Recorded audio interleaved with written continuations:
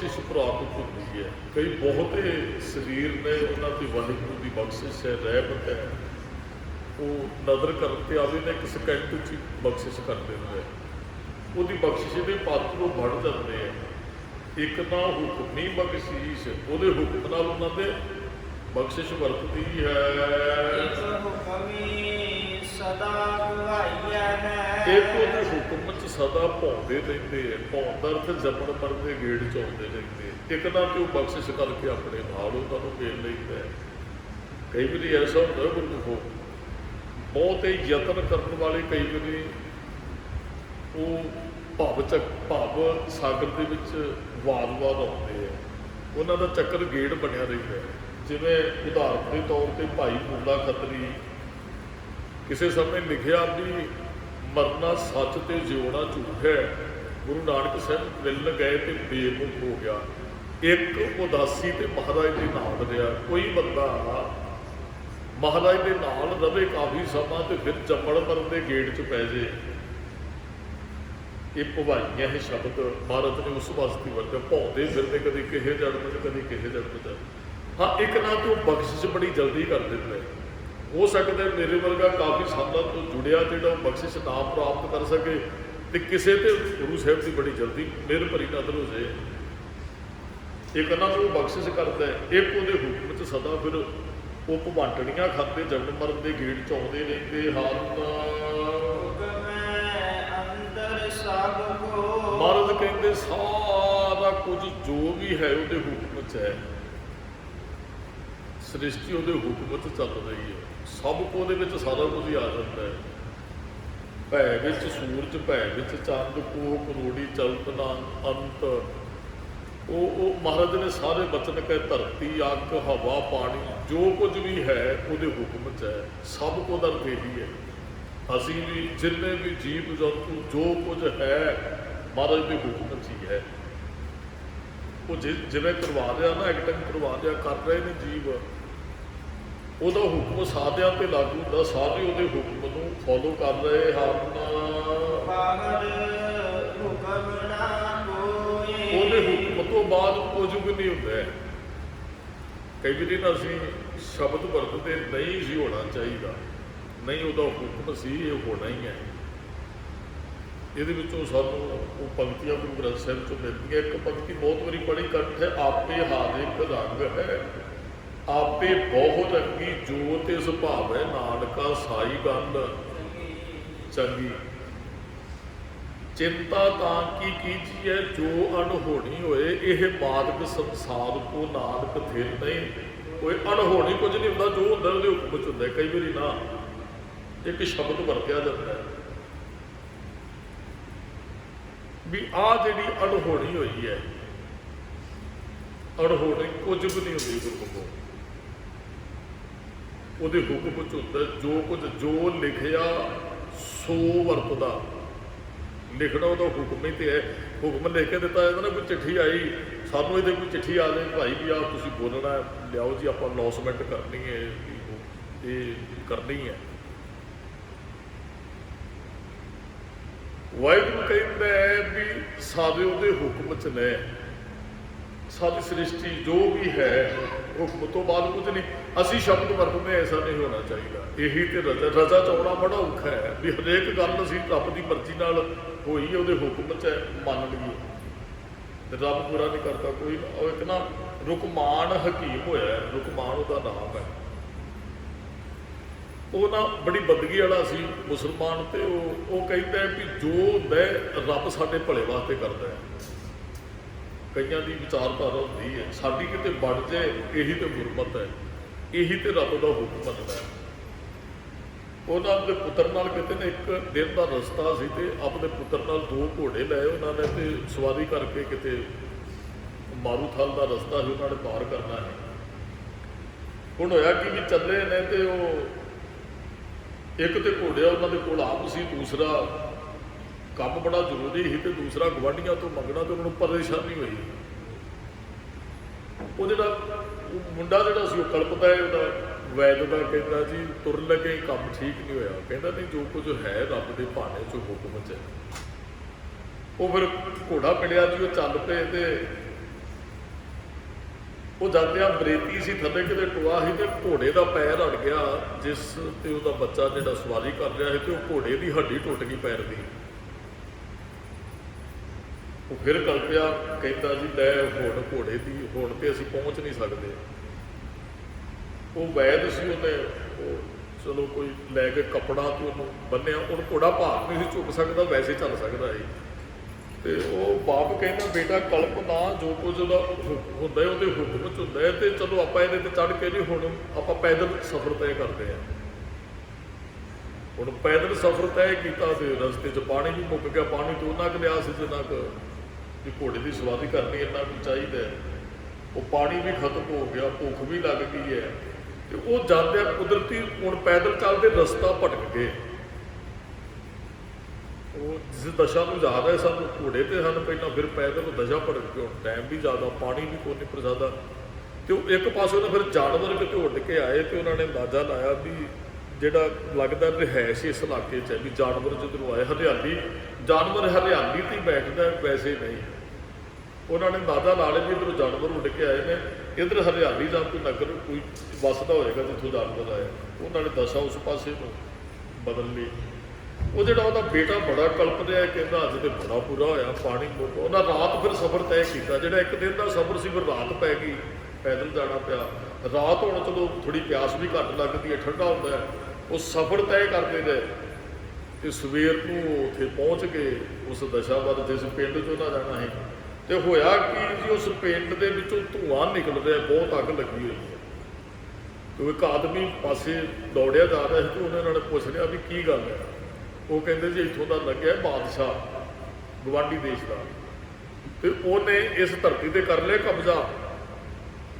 ਤੇ ਉਹ ਜਿਸ ਪਿੰਡ ਵਿੱਚ ਦੀ ਫੌਜ ਲੈ ਕੇ ਲੰਘਦਾ ਉਹਨੂੰ ਅੱਗ ਲਾ ਦਿੰਦਾ ਤੇ ਮਾਰ ਕੁੱਟ ਕੇ ਜਾਂਦਾ ਲੋਕਾਂ ਸਾਰਿਆਂ ਨੂੰ। ਤੇ ਰਾਤ ਨੂੰ ਇਸੇ ਪਿੰਡ 'ਚੋਂ ਹੀ ਲੰਘਿਆ ਉਹ, ਪਿੰਡ ਨੂੰ ਅੱਗ ਲਾ ਦਿੱਤੀ, ਬਹੁਤ ਬੰਦਿਆਂ ਦਾ ਕਤਲ ਹੋ ਗਿਆ, ਉਹਨੇ ਮਾਰ ਦਿੱਤੇ ਨੇ, ਕਿਉਂਕਿ ਉਹ ਕਬਜ਼ਾ ਕਰ ਰਿਹਾ ਇਸ ਇਲਾਕੇ ਦੇ ਉੱਪਰ। ਤੇ ਫਿਰ ਉਹਦਾ ਬੇਟਾ ਥੱਲੇ ਬੈਠ ਕੇ ਕਹਿੰਦਾ ਵੀ ਸ਼ਾਇਦ ਸਾਡੇ ਬਚਾਅ ਵਾਸਤੇ ਰੱਬ ਨੇ ਸਾਨੂੰ ਲੇਟ ਕੀਤਾ। ਘੋੜੇ ਦੀ ਹੱਡੀ ਟੁੱਟਣੀ, ਉਹਦਾ ਪੈਰ ਧਰਤੀ 'ਚ ਫਸ ਜਾਣਾ, ਸਾਨੂੰ ਦਿਸ਼ਾ ਤੋਂ ਭਟਕ ਜਾਣਾ ਸੀ। ਸ਼ਾਇਦ ਕਿਤੇ ਨਾ ਕਿਤੇ ਰੱਬ ਸਾਡੀ ਮਦਦ ਕਰ ਰਿਹਾ ਸੀ। ਔਰ ਉਦੋਂ ਸਾਨੂੰ ਕੀ ਆਇਆ? ਕ੍ਰੋਧ, ਸਾਨੂੰ ਕ੍ਰੋਧ ਆਇਆ। ਆਹ ਨਾ ਹੋਣਾ ਪਿਛਲੇ ਦਿਨਾਂ 'ਚ ਨਾ ਇੱਕ ਭਾਈ ਰਜਿੰਦਰ ਸਿੰਘ ਜੀ ਇੱਥੇ ਪਹਿਲਾਂ ਸਵੇਰੇ ਕਥਾ ਸੁਣਨ ਆਉਂਦੇ, ਹੁਣ ਸ਼ਾਮ ਨੂੰ ਆਉਂਦੇ ਆ। ਉਹਨਾਂ ਦਾ ਬੇਟਾ ਨਾ ਥੋੜ੍ਹੇ ਦਿਨ ਪਹਿਲਾਂ ਇਸ ਮਹੀਨੇ ਦੀ 14 ਤਰੀਕ ਨੂੰ ਵਿਦੇਸ਼ ਗਿਆ। ਤੇ ਮੈਂ ਉਹਨਾਂ ਦੇ ਘਰੇ ਗਿਆ, ਉਹਨਾਂ ਨੇ ਸੱਦਿਆ ਕਿ ਬਾਬਾ ਜੀ ਆਇਓ। ਤੇ ਗਏ ਤੇ ਅਸੀਂ ਬੈਠੇ ਤੇ ਕਹਿੰਦੇ ਬਾਬਾ ਜੀ ਅਸੀਂ ਨਾ ਹਰਿਮੰਦਰ ਸਾਹਿਬ ਚੱਲੇ ਹਾਂ, ਮੈਂ ਤੁਹਾਨੂੰ ਮਿਲਾ ਵੀ ਦਿਆਂਗੇ ਸ਼ਾਮ ਨੂੰ, ਗੁਰਮੁਖਤਾ ਦਾ ਕਥਾ ਸੁਣਨ ਆਉਂਦਾ। ਤੇ ਉਹਨਾਂ ਨੇ ਕਿਤੇ ਪੰਪ ਤੋਂ ਤੇਲ ਪਵਾਇਆ, ਤੇ ਉਹ ਗੱਡੀ ਹੈਗੀ ਸੀ ਡੀਜ਼ਲ, ਤੇ ਉਹਨਾਂ ਨੇ ਪੈਟਰੋਲ ਪਾ ਦਿੱਤਾ 2-4 ਲੀਟਰ। ਕਹਿੰਦਾ ਪਤਾ ਲੱਗਾ ਤੇ ਉਹ ਫਿਰ ਸਲਫ ਨਹੀਂ ਮਾਰਿਆ ਗੱਡੀ ਦਾ, ਵੀ ਉਹ ਤੇਲ ਮਿਕਸ ਹੋ ਜਾਂਦਾ, ਫਿਰ ਉਹ ਗੱਡੀ ਖਰਾਬ ਹੋ ਜਾਂਦੀ। ਕਹਿੰਦਾ ਸਾਨੂੰ ਬੜੇ ਪਰੇਸ਼ਾਨੀ ਵੀ ਹਰਿਮੰਦਰ ਸਾਹਿਬ ਚੱਲੇ ਆ, ਵੀ ਇਹ ਕੀ। ਕਹਿੰਦਾ 2 ਘੰਟੇ ਸਾਨੂੰ ਉਸ ਪੈਟਰੋਲ ਪੰਪ ਤੇ ਖੜਨਾ ਪਿਆ। ਫਿਰ ਪਿੱਛੋਂ ਅਸੀਂ ਗੱਡੀ ਘਰੋਂ ਮੰਗਵਾਈ, ਫਿਰ ਉਹ ਗੱਡੀ ਤੇ ਆਏ, ਅਸੀਂ ਉਹ ਗੱਡੀ ਲੈ ਕੇ ਗਏ, ਦੂਸਰੀ ਗੱਡੀ ਫਿਰ ਉਹ ਸਾਫ਼ ਕਰਾ ਕੇ ਟੈਂਕੀ ਵਾਪਸ। ਕਹਿੰਦੇ ਰਸਤੇ 'ਚ ਗਏ ਕਿ ਭਿਆਨਕ ਐਕਸੀਡੈਂਟ ਵੇਖਿਆ। ਤੇ ਕਿਤੇ ਨਾ ਕਿਤੇ ਉੱਥੇ ਗੱਲ ਵੀ ਠੀਕ ਹੈ ਜੋ ਸਮਾਂ ਉਹਨੇ। ਤੇ ਉਹ ਕਹਿੰਦੇ ਸਾਨੂੰ ਐਂ ਲੱਗਾ ਵੀ ਉਹ ਬੜਾ ਬੁਰਾ ਐਕਸੀਡੈਂਟ ਹੋਇਆ ਹੈ, ਵੀ ਸਾਨੂੰ ਹੀ ਬਚਾਇਆ। ਰੱਬ ਦੀ ਰਜ਼ਾ ਨੂੰ ਸਮਝ ਲੈਣਾ ਚਾਹੀਦਾ, ਕਦੇ ਕਲਪਨਾ ਨਹੀਂ ਚਾਹੀਦਾ। ਰੱਬ ਸਾਡਾ ਕਦੇ ਬੁਰਾ ਨਹੀਂ ਗੁਰਮੁਖ ਕਰਦਾ, ਉਹ ਸਦਾ ਹੀ ਸਾਡਾ ਭਲਾ। ਜੇ ਆਪ ਜੀ ਜੁੜੇ ਹੋ ਨਾ ਤੇ ਤੁਹਾਡਾ ਬੁਰਾ ਨਹੀਂ ਉਹ ਸੋਚੇਗਾ, ਨਾ ਹੀ ਉਹ ਹੋਣ ਪਏਗਾ। ਜੇ ਕੋਈ ਵਿਗੜ ਪੈਂਦਾ ਕਈ ਵਾਰੀ ਸਾਡੇ ਭਲੇ ਵਾਸਤੇ ਹੁੰਦਾ ਹੈ। ਹਾਂ ਉਸ ਸਮੇਂ ਦਾ ਰਾਜੇ ਨੂੰ ਬੇਨਤੀ ਕਰ ਰਿਹਾ ਸੀ, ਹੁਕਮੈ ਅੰਦਰ ਸਭ ਕੋ ਬਾਹਰ ਹੁਕਮ ਨਾ ਕੋਈ, ਉਹਦੇ ਹੁਕਮ ਤੋਂ ਬਾਗੀ ਕੋਈ ਨਹੀਂ ਚੱਲ ਸਕਦਾ ਹੋਵੇ। ਮਾਂ ਪਿਓ ਦਾ ਕੋਈ ਹੁਕਮ ਮੰਨੇ ਜਾਂ ਨਾ ਮੰਨੇ, ਆਪ ਉਧਰੇ ਬੜੇ ਲੋਕ ਨੇ, ਰੱਬ ਦੇ ਹੁਕਮ 'ਚ ਰਹਿਣਾ ਹੀ ਪੈਣਾ। ਸੰਸਾਰ ਉਹਦੇ ਹੁਕਮ 'ਚ ਹੈ, ਉਹਦੀ ਰਜ਼ਾ 'ਚ, ਉਹਦੀ ਆਗਿਆ 'ਚ ਚੱਲ ਰਿਹਾ, ਔਰ ਚੱਲਣਾ ਪੈਣਾ, ਕਿਉਂਕਿ ਸਾਰੀ ਧਰਤੀ, ਅੱਗ, ਹਵਾ, ਪਾਣੀ, ਸੂਰਜ, ਚੰਦ ਉਹਦੇ ਹੁਕਮ 'ਚ ਹੈ। ਆਸਾ ਦੀ ਵਾਰ 'ਚ ਆਪਾਂ ਨੇ ਸਵੇਰੇ ਸਰਵਰ ਕੀਤਾ, ਦਾਸ ਨੇ ਪਹਿਲਾਂ ਵੀ ਬੇਨਤੀ ਕੀਤੀ। ਅਣਹੋਣੀ ਕੁਝ ਵੀ ਨਹੀਂ ਹੁੰਦੀ ਹੈ। ਕਈ ਵਾਰੀ ਅਸੀਂ ਵੇਖਦੇ ਕਿ ਭਾਣਾ ਵਾਪਰ ਗਿਆ, ਉਹ ਲਿਖਿਆ ਸੀ ਉਹ ਵਰਤਿਆ, ਹੁਕਮ ਸੀ ਉਹ ਹੋਇਆ। ਅਣਹੋਣੀ ਹੁੰਦੀ ਨਹੀਂ ਹੈ, ਸ਼ਬਦ ਵਰਤੇ ਜਾਂਦੇ ਆ। ਆਪਾਂ ਸਮਾਗਮ ਕਰਾਇਆ, ਇੱਕ ਸਰੀਰ ਆ ਤਬਲੇ ਵਾਲਾ ਵੀਰ ਆਉਂਦਾ, ਉਹਦੇ ਬਾਬਾ ਜੀ ਸਨ, ਮੇਰੇ ਬੜੇ ਪਿਆਰ ਵਾਲੇ ਸਨ। ਅਸੀਂ ਉਹਨਾਂ ਦੇ ਘਰੇ ਪ੍ਰੋਗਰਾਮ ਤੇ ਜਾਣਾ ਦਾ, ਪ੍ਰਸ਼ਾਦੇ ਪਾਣੀ ਤੇ ਵੀ ਸੱਦ ਲੈਂਦੇ ਹਨ। ਤੇ ਉਧਰ ਸਮਾਗਮ 'ਚ ਨਾ ਸਾਹਮਣੇ ਬੈਠੇ, ਉਹਨਾਂ ਨੇ ਸੁਣਿਆ ਕਿ ਸਾਰਾ ਸਮਾਗਮ ਤੇ ਉਹ ਦਾਸ ਨੇ ਕਥਾ ਤੇ ਸ਼ਾਮ ਨੂੰ ਉਹਨੇ ਭਾਈ ਸਾਹਿਬ ਨੂੰ ਫੋਨ ਕੀਤਾ ਜੀ ਵਧੀਆ ਸਮਾਗਮ ਹੋਇਆ ਬਾਬਾ ਜੀ ਨੇ ਕਥਾ ਤੇ ਅਗਲੇ ਦਿਨ ਤੜਕੇ ਹੀ ਉਸ ਸਰੀਰ ਦੀ ਮੌਤ ਹੋ ਜਾਂਦੀ ਹੈ, ਮੈਨੂੰ ਖਬਰ ਮਿਲਦੀ ਹੈ। ਅੱਜ ਸ਼ਾਇਦ ਸੰਸਕਾਰ ਦੇ 11 ਵਜੇ ਉਹ ਹਾਜ਼ਰੀ ਭਰਾਂਗੇ। ਕਹਿਣ ਦਾ ਭਾਵ ਹੁਕਮ ਹੈ, ਸਰੀਰ ਬਿਲਕੁਲ ਤੰਦਰੁਸਤ ਹੈ, ਕਿਸੇ ਤਰ੍ਹਾਂ ਦੀ ਗੱਲ ਨਹੀਂ। ਹੁਣ ਉੱਥੇ ਸ਼ਬਦ ਵਰਤਿਆ ਵੀ ਕੋਈ ਬਿਮਾਰ ਨਹੀਂ, ਕੋਈ ਕੁਝ ਨਹੀਂ, ਅੜਹੋਣੀ ਨਹੀਂ ਹੈ। ਰੱਬ ਨੇ ਲਿਖਿਆ, ਜੋ ਲਿਖਿਆ ਸੋ ਵਰਤਦਾ। ਜਾਂ ਕਾਰਨ ਕਰਤਾ ਵਸ ਹੈ ਜਿਨ ਕੰਨ ਰੱਖੀ ਤਾਰ। ਜੋ ਕਾਰਨ ਹੋ ਰਿਹਾ ਨਾ, ਜੋ ਕੁਝ ਹੋ ਰਿਹਾ ਇਹ ਕਰਤੇ ਦੇ ਵਸ ਹੈ, ਇਹ ਉਹਦਾ ਹੁਕਮ ਹੈ, ਇਹ ਉਹਦੀ ਰਜ਼ਾ ਹੈ। ਬਾਅਦ ਹੁਕਮ ਨਾ ਕੋਈ, ਹੁਕਮ ਤੋਂ ਬਾਅਦ ਕੁਝ ਵੀ ਨਹੀਂ ਹੁੰਦਾ। ਮਹਾਰਾਜ ਕਹਿੰਦੇ ਸਾਰਾ ਸੰਸਾਰ ਉਹਦੇ ਹੁਕਮ ਅੰਦਰ ਹੈ। ਨਾਨਕ ਹੁਕਮ ਜੇ ਬੁਝੈ। ਹਾਂ, ਨਾਨਕ ਜੇ ਕੋਈ ਉਹਦੇ ਹੁਕਮ ਨੂੰ ਬੁੱਝ ਲੈ, ਬੁੱਝਣ ਦਾ ਸਮਝ ਲਏ ਤਾਂ ਕਹਿੰਦੇ ਫਿਰ ਹਉਮੈ ਵਾਲੇ ਬੋਲ ਕੋਈ ਨਹੀਂ ਕਹੇਗਾ। ਜੇ ਹੁਕਮ ਸਮਝ ਲੈਂਦਾ, ਬੁੱਝ ਲੈਂਦਾ, ਹੁਕਮ ਕੀ ਹੈ? ਜੋ ਕੁਝ ਮਿਲਿਆ ਉਹਦੇ ਹੁਕਮ 'ਚ ਮਿਲਿਆ, ਜੋ ਕੁਝ ਹੋ ਰਿਹਾ ਉਹਦੇ ਹੁਕਮ 'ਚ ਹੋ ਰਿਹਾ। ਜਿੱਦਣ ਇਹ ਗੱਲ ਸਮਝ ਆ ਗਈ ਫਿਰ ਮੇਰਾ ਤੇ ਕੁਝ ਵੀ ਨਹੀਂ, ਫਿਰ ਮਨੁੱਖ ਦੇ ਅੰਦਰੋਂ ਹਉਮੈ ਆਟੋਮੈਟਿਕ ਹੀ ਚਲੀ ਜਾਣੀ ਹੈ। ਆਹ ਮਿਲਿਆ ਉਹਦਾ ਹੁਕਮ ਹੈ, ਆਹ ਵਿਛੜ ਗਿਆ ਉਹਦਾ ਹੁਕਮ ਹੈ। ਆਹ ਪ੍ਰਾਪਤ ਹੋਣਾ ਸੀ ਰੱਬ ਨੇ ਲਿਖਿਆ ਸੀ, ਆਹ ਮਿਲ ਕੇ ਮੇਰੇ ਤੋਂ ਵਿਛੜ ਜਾਣਾ ਸੀ ਰੱਬ ਨੇ ਲਿਖਿਆ ਸੀ। ਆਹੀ ਤੇ ਉਹਦਾ ਹੁਕਮ ਹੈ। ਮਿਲਦੇ ਬੜੇ ਪ੍ਰਸੰਨ ਹੈ, ਰਾਜੀ ਨੇ, ਖੁਸ਼ੀ ਹੈ। ਵਿਛੜਿਆ ਸੀ ਰੋਏ। ਮਹਾਰਾਜ ਕਹਿੰਦੇ ਤੇ ਫਿਰ ਹੁਕਮ ਮੰਨਣ ਨਾ ਹੋਇਆ। ਹੁਕਮ ਮੰਨਣ ਵਾਲਾ ਤੇ ਉਹਦੀ ਰਜ਼ਾ 'ਚ ਹਮੇਸ਼ਾ ਹੀ ਰਾਜੀ ਰਹਿੰਦਾ। ਗੁਰੂ ਗੋਬਿੰਦ ਸਿੰਘ ਸਾਹਿਬ ਦਾ ਜੀਵਨ ਦਾਸ ਨੇ ਬਹੁਤ ਮੇਰੇ ਹੁਕਮ 'ਚ ਸਾਧਨਾ, ਕਦੇ ਵੀ ਰੱਬ ਨੂੰ ਉਲਾਂਭਾ ਨਹੀਂ। ਬਹੁਤ ਕੁਝ ਹੋਇਆ ਮਹਾਰਾਜ ਦੇ ਜੀਵਨ 'ਚ, ਬਹੁਤ ਕੁਝ। ਹੁਕਮ ਸਿਰ ਮੱਥੇ ਤੇ ਮੰਨਿਆ। ਹੁਕਮ ਹੈ ਰੱਬ ਦਾ ਵੀ ਬਾਪ ਦਾ ਸੀਸ ਆ ਗਿਆ, ਝੋਲੀ 'ਚ ਪਵਾ ਲਿਆ। ਬੇਟਿਆਂ ਦੀਆਂ ਲਾਸ਼ਾਂ ਕੋਲੋਂ ਲੰਘ ਕੇ ਨਿੱਕਿਆਂ ਦੀ ਖਬਰ ਨੀਹਾਂ 'ਚ ਮਹਾਰਾਜ ਉਹਨਾਂ ਨੂੰ ਚਿੰਨ ਦਿੱਤਾ। ਮਹਾਰਾਜ ਕਹਿੰਦੇ ਉਹਦਾ ਹੁਕਮ ਸੀ, ਇਸ ਤਰ੍ਹਾਂ ਹੀ ਹੋਣਾ ਸੀ। ਮਹਾਰਾਜ ਨੇ ਡੱਲੇ ਨੂੰ ਕਿਹਾ, ਮਹਾਰਾਜ ਕਹਿੰਦੇ ਤੂੰ ਕਹਿੰਦਾ ਮੈਂ ਬੜਾ ਪਿਆਰ ਕਰਦਾ, ਜੋ ਕੁਝ ਹੋਇਆ ਉਹ ਹੋਣਾ ਸੀ, ਰੱਬ ਨੇ ਲਿਖਿਆ। ਤੇ ਜੇ ਹੁੰਦਾ ਨਾ ਫਿਰ ਇਤਿਹਾਸ ਕਿਵੇਂ ਰਚਿਆ ਜਾਂਦਾ? ਉਹਦੇ ਹੁਕਮ 'ਚ ਸਭ ਕੁਝ। ਜਿੱਦਣ ਹੁਕਮ ਸਮਝ ਆ ਗਿਆ ਫਿਰ ਮਨੁੱਖ ਹਉਮੈ ਵਾਲੇ ਬੋਲ ਨਹੀਂ ਕਹਿੰਦਾ ਹੈ, ਬੋਲਦਾ ਹੈ। ਤਾਣ ਦਾ ਅਰਥ ਤਾਕਤ ਹੁੰਦਾ ਹੈ। ਕਿਸੇ ਦੇ ਅੰਦਰ ਤਾਕਤ ਗਾਉਣ ਦੀ ਹੋਵੇ, ਗਾਇਆ ਵੀ ਤਾਕਤ ਤੋਂ ਬਗੈਰ ਨਹੀਂ ਜਾਂਦਾ ਹੈ। ਰਾਗੀ ਸਿੰਘ ਕੀਰਤਨ ਕਰਕੇ ਗਏ ਪੌਣੇ 2 ਘੰਟੇ, ਤਾਕਤ ਚਾਹੀਦੀ ਗਾਉਣ ਵਾਸਤੇ। ਗਾਵੇ ਕੋ ਤਾਣ, ਉਹਨੂੰ ਕੋਈ ਤਾਣ ਲਾ ਕੇ ਗਾਵੇ ਆਪਣੀ ਤਾਕਤ ਨਾਲ। ਉਹ ਵਾਹਿਗੁਰੂ ਕਹਿ ਕੇ ਵੀ, ਉਹ ਕੀਰਤਨ ਰਾਹੀਂ ਵੀ, ਉਹ ਕਥਾ ਰਾਹੀਂ ਵੀ, ਉਹ ਬਾਣੀ ਪੜ੍ਹ ਕੇ ਵੀ, ਉਹ ਸਿਮਰਨ ਕਰਕੇ ਜਿਵੇਂ ਵੀ ਕੋਈ ਗਾਉਂਦਾ ਹੈ। ਮਹਾਰਾਜ ਕਹਿੰਦੇ ਕੋਈ ਆਪਣੇ ਤਾਣ ਨਾਲ ਉਹਨੂੰ ਗਾਵੇ। ਇਹਦੇ ਅਰਥ ਅਸੀਂ 2 ਤਰੀਕੇ ਨਾਲ ਕਰ ਸਕਦੇ। ਇੱਕ ਤੇ ਰੱਬ ਜਿਹਨੂੰ ਤਾਕਤ ਦੇਵੇ ਉਹਨੂੰ ਗਾਉਂਦਾ ਹੈ, ਇੱਕ ਰੱਬ ਦੀ ਤਾਕਤ ਗਾਉਣ ਵਾਲੇ ਤੋਂ ਪ੍ਰਗਟ ਹੁੰਦੀ ਹੈ। ਇਹਦੇ 2 ਅਰਥ ਨੇ। ਮੰਨ ਲਓ ਆਪਾਂ ਨੇ ਹੁਣ ਕਥਾ ਕਰ ਰਹੇ ਹਾਂ, ਇੱਕ ਤੇ ਹੈਗਾ ਵੀ ਉਹਨੇ ਸਾਨੂੰ ਬੋਲਣ ਦੀ ਤਾਕਤ ਦਿੱਤੀ। ਇੱਕ ਨਾ 10 ਪੰਕਤੀ ਜ਼ਰੂਰ ਪੜ੍ਹਦਾ, ਜਿਉਂ ਬੁਲਾਵੇਂ ਤਿਉਂ ਬੋਲੇ ਸਮਾਮੀ। ਵੀ ਇੱਥੇ ਅਸੀਂ ਕੁਝ ਨਹੀਂ ਬੋਲਦੇ, ਜਿਵੇਂ ਤੂੰ ਬੁਲਾਉਣਾ ਅਸੀਂ ਉਵੇਂ ਬੋਲਦੇ ਹਾਂ। ਕੁਦਰਤ ਕਵਣ ਹਮਾਰੀ, ਸਾਡੇ ਕੋਲ ਕੀ ਤਾਕਤ ਅਸੀਂ ਕੋਈ ਬੋਲ ਸਕੀਏ? ਰੱਬ ਨੇ ਤਾਕਤ ਦਿੱਤੀ ਹੈ ਤੇ ਸਾਡੀ ਆਵਾਜ਼ ਬਾਹਰ ਨਿਕਲਦੀ, ਉਹਦਾ ਤਾਣ ਹੈ ਸਾਡੇ ਕੋਲ, ਉਹਦਾ ਬਲ ਹੈ। ਤੇ ਅਸੀਂ ਰੱਬ ਦੇ ਬਾਰੇ ਬੋਲਦੇ ਹਾਂ ਤੇ ਰੱਬ ਦਾ ਤਾਣ ਇਹਦੇ 'ਚੋਂ ਪ੍ਰਗਟ ਹੁੰਦਾ। ਰੱਬ ਕਿੰਨਾ ਕੁ ਵੱਡਾ ਹੈ। ਅਸੀਂ ਵਿਚਾਰ ਇਸ ਕਰਕੇ ਕਰਦੇ ਹਾਂ ਨਾ ਵੀ ਰੱਬ ਕਿਹੋ ਜਿਹਾ ਹੈ। ਰੱਬ ਦੀ ਤਾਕਤ ਵੀ ਪ੍ਰਗਟ ਹੁੰਦੀ, ਸਾਡੇ 'ਚੋਂ ਵੀ ਰੱਬ ਦੀ ਤਾਕਤ ਪ੍ਰਗਟ ਹੁੰਦੀ ਹੈ। ਔਰ ਜੋ ਅਸੀਂ ਗਾਉਂਦੇ ਇਹਦੇ 'ਚੋਂ ਵੀ ਰੱਬ ਦੀ ਤਾਕਤ ਦਾ ਸਾਨੂੰ ਪਤਾ ਲੱਗਦਾ ਹੈ ਵੀ ਉਹਦੇ ਅੰਦਰ ਹੁਕਮ 'ਚ ਸਭ ਕੁਝ ਹੈ। ਇਹ ਤਾਂ ਸਾਨੂੰ ਜਪਜੀ ਸਾਹਿਬ 'ਚ ਹੀ ਪਤਾ ਲੱਗਾ ਨਾ। ਰੱਬ ਕਿੰਨਾ ਕੁ ਵੱਡਾ, ਸੁਣ ਵੱਡਾ ਆਖੇ ਸਭ ਕੋਏ ਕੇਵੜ ਵੱਡਾ। ਡਿਠ ਹੋਏ ਵੀ ਉਹਨੂੰ ਬਿਆਨ ਕਰ ਸਕਦਾ ਜਿਹਨੇ ਡੀਠਾ ਹੋਏ, ਵੇਖਿਆ ਹੋਏ। ਤੇ ਗੁਰੂ ਨਾਨਕ ਸਾਹਿਬ ਤੇ ਰੱਬ ਸਨ। ਰੱਬ ਕਿੰਨਾ ਕੁ ਵੱਡਾ ਹੈ, ਗੁਰੂ ਨਾਨਕ ਸਾਹਿਬ ਕੋਲ ਬੈਠ ਕੇ ਅਸੀਂ ਇਹ ਵਿਚਾਰ ਕਰਦੇ ਰੱਬ ਇੰਨਾ ਵੱਡਾ ਹੈ, ਅਸੀਂ ਤਾਂ ਵੇਖਿਆ ਹੀ ਨਹੀਂ ਹੈ। ਇੱਕ ਤੇ ਰੱਬ ਦੀ ਤਾਕਤ ਸਾਡੇ 'ਚ ਕੰਮ ਕਰ ਰਹੀ ਹੈ, ਇੱਕ ਅਸੀਂ ਰੱਬ ਦੀ ਤਾਕਤ ਬਿਆਨ ਕਰ ਰਹੇ ਹਾਂ। ਰੱਬ ਕਿੰਨਾ ਕੁ ਵੱਡਾ ਹੈ। ਕਹਿੰਦੇ ਕਈ ਲੋਕ ਦਾਤ ਕਰਕੇ ਉਹਨੂੰ ਗਾਉਂਦੇ ਆ, ਜਾਣੇ ਨਿਸ਼ਾਨ। ਕਹਿੰਦੇ ਇਹ ਨਿਸ਼ਾਨੀ ਹੈ ਰੱਬ ਦੀ ਦਾਤ। ਚਲੋ ਇਹ ਵੀ ਚੰਗੀ ਸੋਚ ਹੈ ਵੀ ਰੱਬ ਦੀ ਦਾਤ ਨੂੰ ਕੋਈ ਰੱਬ ਦੀ ਨਿਸ਼ਾਨੀ ਮੰਨਦੇ, ਅਸੀਂ ਨਹੀਂ ਮੰਨਿਆ। ਰੱਬ ਦੀ ਦਾਤ ਰੱਬ ਦੀ ਨਿਸ਼ਾਨੀ ਹੈ ਕਿ ਸਾਨੂੰ ਇਹ ਗੱਲ ਦਾ ਇਲਮ ਹੈ, ਗਿਆਨ ਹੈ ਬਹੁਤੇ ਲੋਕ ਇਹਦਾ ਅਰਥ ਇੱਕ ਹੋਰ ਕਰਦੇ ਦਾਸ, ਬਹੁਤੇ ਲੋਕ ਗਾਉਂਦੇ ਨੇ ਦਾਤ ਵਾਸਤੇ। ਬਹੁਤ ਵਾਰੀ ਦਾਸ ਨੇ ਬੇਨਤੀ ਕੀਤੀ ਇਸ ਟਾਈਮ ਜਿਹੜੀ ਗੁਰੂ ਘਰਾਂ 'ਚ ਜਾਂ ਕਿਸੇ ਵੀ ਧਾਰਮਿਕ ਸਥਾਨ ਤੇ ਰਸ਼ ਭੀੜ ਹੈ, ਇਹ ਦਾਤਾਂ ਲੈਣ ਵਾਲਿਆਂ ਦੀ ਹੈ। ਹਾਂ, ਦਾਤੇ ਨੂੰ ਮੰਗਣ ਵਾਲੇ ਵੀ ਬਹੁਤ ਨੇ, ਪਰ ਬਹੁਤਾ ਰਸ਼ ਜਿਹੜਾ ਉਹ ਦਾਤਾਂ ਲੈਣ ਵਾਲਿਆਂ ਦਾ ਹੈ। ਗਾਵੇ ਕੋ ਉਹਨੂੰ ਗਾਉਂਦੇ ਨਾ ਦਾਤ ਮਿਲਦੇ, ਤੇ ਕਈ ਦਾਤ ਲੈ ਕੇ ਉਹਦੇ ਨਿਸ਼ਾਨੀ ਸਮਝਦੇ। ਇਹ ਚੰਗੀ ਗੱਲ ਹੈ। ਪੁੱਤ ਦੀ ਅਰਦਾਸ ਕੀਤੀ ਤੇ ਪੁੱਤ ਨਾਲ ਇੰਨਾ ਕੋਈ ਪ੍ਰੇਮ ਕੋਈ ਕਰੇ ਵੀ ਇਹ ਰੱਬ ਦੀ ਨਿਸ਼ਾਨੀ ਮੇਰੇ ਘਰੇ ਆਈ ਹੈ, ਇਹ ਤੇ ਬੜੀ ਚੰਗੀ ਵਿਚਾਰ ਹੈ ਵੀ ਇਹ ਗੁਰੂ ਸਾਹਿਬ ਨੇ ਇੱਕ ਮੈਨੂੰ ਤੋਹਫਾ ਦਿੱਤਾ ਹੈ। ਮੈਂ ਮੰਗਿਆ ਗੁਰੂ ਸਾਹਿਬ ਤੋਂ, ਰੱਬ ਤੋਂ ਮੰਗਿਆ, ਇਹ ਦਾਤ ਰੱਬ ਦੀ ਨਿਸ਼ਾਨੀ ਹੈ, ਬਖਸ਼ਿਸ਼ ਵਰਤਦੀ ਹੈ, ਉਹਦੀ ਰਹਿਮਤ ਵਰਤਦੀ ਹੈ। ਦਾਤ ਮਿਲ ਜਾਂਦੀ ਹੈ, ਮਨੁੱਖ ਦਾਤੇ ਉਹਨੂੰ ਭੁੱਲ ਜਾਂਦਾ। ਜਿਹਨੇ ਦਿੱਤੀ ਹੋਵੇ ਉਹਨੂੰ ਭੁੱਲ ਨਹੀਂ ਜਾਂਦਾ। ਜੇ ਕਿਤੇ ਦਾਤ ਨੂੰ ਨਿਸ਼ਾਨੀ ਸਮਝ ਲੈ, ਦਾਤਾ ਨਹੀਂ ਭੁੱਲੇਗਾ। ਫਿਰ ਤੇ ਜਦੋਂ ਵੀ ਦਾਤ ਸਾਹਮਣੇ ਆਏਗੀ, ਦਾਤਾ ਵੀ ਨਜ਼ਰ ਨਹੀਂ ਆਏਗਾ। ਆਪ ਪੁੱਤ ਮੰਗ ਕੇ ਲਿਆ। ਨਾ ਥੋੜੇ ਦਿਨ ਪਹਿਲਾਂ ਇੱਕ ਧੱਲੇ ਕੀ ਬਸਤੀ ਤੋਂ ਇੱਥੇ ਬੱਚੀ ਦਾ ਆਨੰਦ ਕਾਰਜ ਹੋਇਆ ਹੈ। ਬਹੁਤ ਸਰੀਰ ਜਾਣਦੇ ਆ, ਬਿਲਕੁਲ ਨੰਬਰ ਵੀ ਹੈ।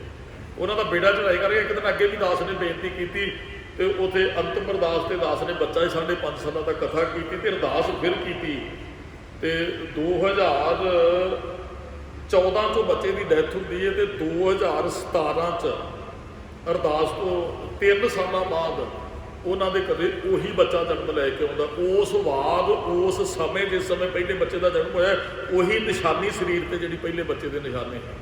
ਤੇ ਹੁਣ ਉਹ ਸਾਰੇ ਜੁੜੇ ਨੇ। ਪਹਿਲਾਂ ਅੰਮ੍ਰਿਤ ਨਹੀਂ ਛਕਿਆ, ਹੁਣ ਉਹ ਬੱਚੇ ਦੀ ਮਾਂ ਨੇ ਵੀ ਅੰਮ੍ਰਿਤ ਛਕਿਆ। ਗੁਰਦੁਆਰੇ ਨਾਮ ਜਪਾਉਂਦੇ ਨੇ ਰੋਜ਼। ਉਹਨਾਂ ਦੀ ਬੱਚੀ ਵੱਡੀ ਸੀ, ਉਹਦਾ ਆਨੰਦ ਕਾਰਜ ਥੋੜ੍ਹੇ ਦਿਨ ਪਹਿਲਾਂ ਇਹਨਾਂ ਸਥਾਨਾਂ 'ਤੇ ਹੋਇਆ। ਉਹ ਦਾਸ ਨੂੰ ਕਿਹਾ ਸੀ, ਹੁਣ ਉਹ ਜੁੜ ਗਏ ਨੇ ਵੀ ਉਹ ਦਾਤੇ ਨੇ ਸਾਡੀ ਕਿੱਡੀ ਅਰਦਾਸ ਸੁਣੀ ਕਿ ਸਾਡਾ ਗਿਆ ਬੱਚਾ ਉਹਨੇ ਵਾਪਸ ਦੇ ਦਿੱਤਾ। ਹੁਣ ਉਸ ਦਾਤ ਨੇ ਦਾਤੇ ਨਾਲ ਜੋੜ ਕੇ ਰੱਖ ਦਿੱਤਾ ਪਰਿਵਾਰ ਨੂੰ। ਹਰੇਕ ਦਾਤ ਦਾਤੇ ਦੀ ਦਿੱਤੀ ਸਾਡੇ ਕੋਲ ਹੈ। ਜੇ ਅਸੀਂ ਮੰਨੀਏ ਤੇ ਜੁੜ ਜਾਈਏ, ਅਸੀਂ ਟੁੱਟ ਗਏ ਹੀ ਨਾ, ਇਹਦਾ ਮਤਲਬ ਅਸੀਂ ਦਾਤੇ ਦੀ ਦਾਤ ਨਹੀਂ ਮੰਨਦੇ ਜਿਹੜੀ ਸਾਡੇ ਕੋਲ ਹੈ। ਦਾਤੇ ਦਾਤ ਰੱਖੀ ਹੱਥ ਆਪਣੇ, ਜਿਸ ਭਾਵੇ ਤਿਸ ਦੀ ਦਾਤਾ ਦਾਤੇ ਦੇ ਹੱਥ 'ਚ ਲੈ। ਪਰ ਸਾਡੀ ਹਾਲਤ ਕੀ ਹੈ?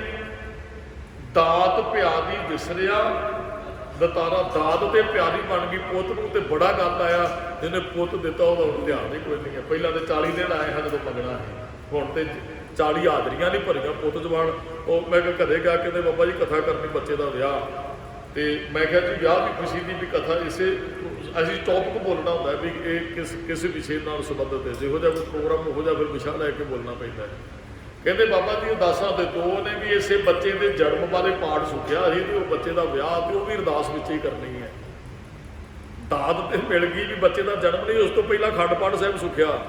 ਦਾਤ ਮਿਲ ਗਈ, ਬੱਚਾ 20 ਸਾਲ ਦਾ ਹੋ ਗਿਆ, 20 ਸਾਲ ਉਹਨੂੰ ਗੁਰੂ ਦਾ ਚੇਤਾ ਨਹੀਂ। ਜਦੋਂ ਵਿਆਹ ਰੱਖਿਆ ਫਿਰ ਗੁਰੂ ਸਾਹਿਬ ਦਾ ਚੇਤਾ ਆ ਗਿਆ। ਦਾਤ ਪਿਆਰੀ, ਦਾਤੇ ਨੂੰ ਅਸੀਂ ਭੁੱਲ ਜਾਂਦੇ ਹਾਂ।